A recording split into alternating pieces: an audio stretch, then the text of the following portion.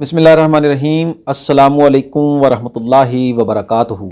मैं हूं Homi herbalist doctor Mohammad Mukhtar Qadri और आप देख रहे हैं मेरा यूट्यूब चैनल।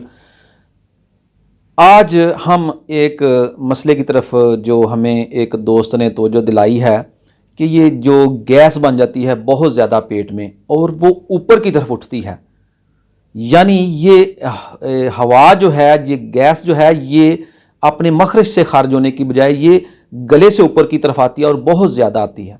खाना खाने के बाद 2-3 घंटे जो है ये मसला रहता है। तो इसका कोई हल बताएं।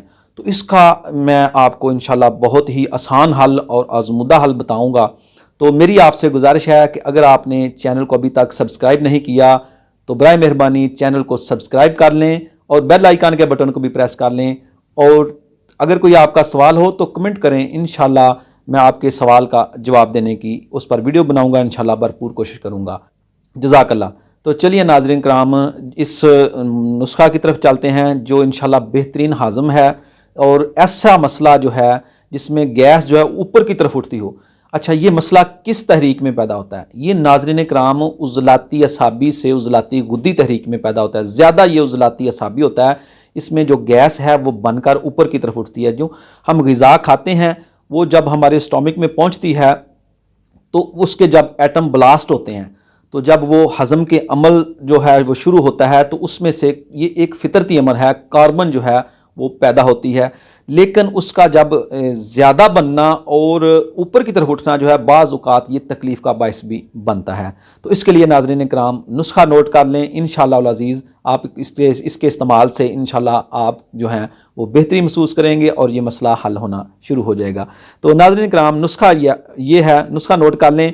सुंड लेनी है आपने 1 तोला, मिर्च स्याह लेनी है आपने 1 तोला, फिलफल दराज ये आपने लेनी है 1 तोला, नुशादर ठीकरी 1 तोला, पुदीना 2 तोला, गंधक के आंवला सार 4 तोला, मीठा सोडा 4 तोला, नमक खुर्दनी जो खाने वाला नमक है ये आपने लेना है 8 तोला, और रेंद खताई लेनी है आपने 4 तोला, सौंफ लेनी है आपने 4 तोला।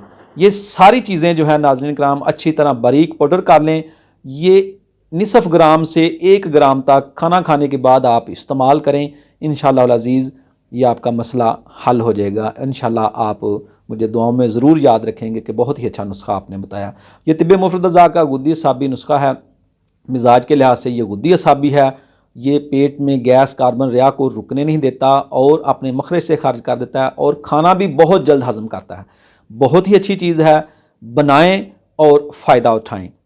अच्छा नाज़रीन कराम, एक इसमें नुक्ता ये जहन में रख लें कि ऐसे मरीज़ जो ब्लड प्रेशर के मरीज़ हैं वो नमक की जगह इसमें जो है वो नमक को छोड़ दें, नमक ना इस्तेमाल करें। इसमें जो है वो सब्ज़ इलायची शामिल कर लें।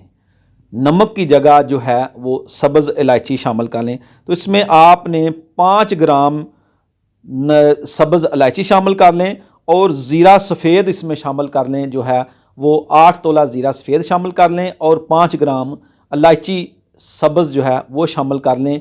नमक की जगह वो इस्तेमाल कर लें। तो ब्लड प्रेशर के मरीज़ों के लिए भी इंशाल्लाह बहुत ज़्यादा मुफीद है। इंशाल्लाह इससे ब्लड प्रेशर का भी मसला नहीं होगा। तो मिलते हैं फिर किसी नई वीडियो में। इजाज़त दीजिए। अस्सलामु अलैकुम वरहमतुल्लाहि वबरकातुहू।